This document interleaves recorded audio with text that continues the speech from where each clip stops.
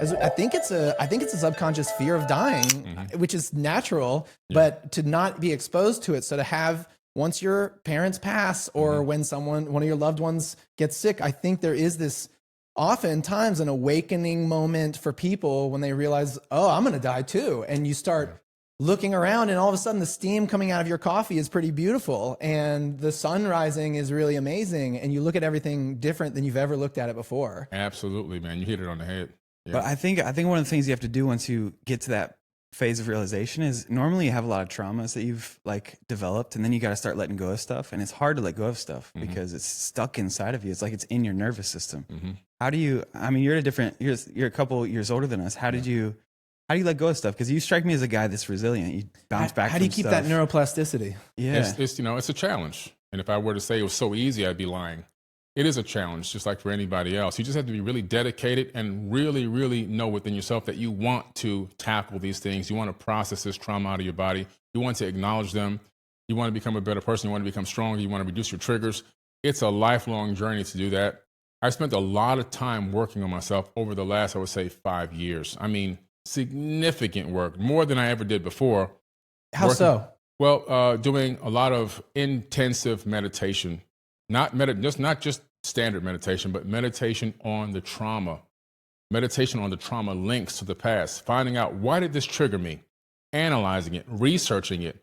Oh, this person said this, and because they said this, it linked me to something from when I was 8 years old.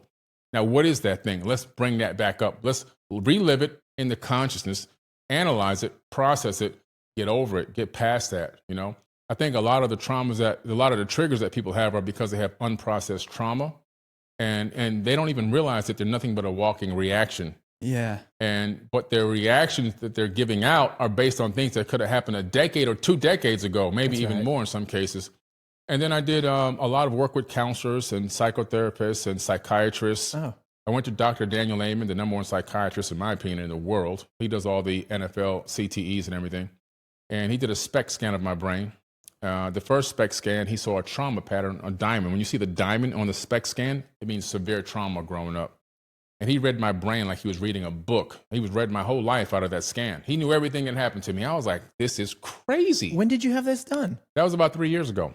Whoa. Then he put me on this. I also had a brain injury from a car accident. I went through the front windshield. That's why this is a reconstructed eyelid. This is called a starburst.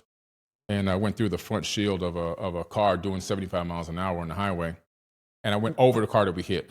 How old were you? At that time, I was like 22, I believe.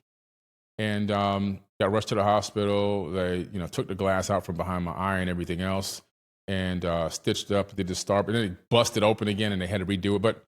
But that sloshed my brain around in my skull, and it created a dimple here that no blood flow was going to right here. This spot is actually still numb. There's no feeling here. Nerves got cut somehow from here. And I was having severe navigation problems. This is why I went to him. I was getting lost in this house. Wow. I was getting lost in cars everywhere. If I would drive, I don't drive that much, but if I would drive somewhere, I would be lost.